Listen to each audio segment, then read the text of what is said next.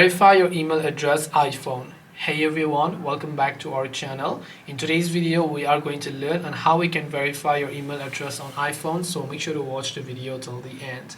Now, in order to verify your email address which is of your iPhone, normally you might just get a pop-up whenever you open the settings app. Right under your Apple ID, you'll find there that says verify your email address. In that case, you can just select that email address and then just go ahead and then verify it if you'd like, or you can directly just tap on your Apple ID profile from the very top of the screen. And once you tap on that profile, over here you should see all the sorts of information where you'll also find sign in and security.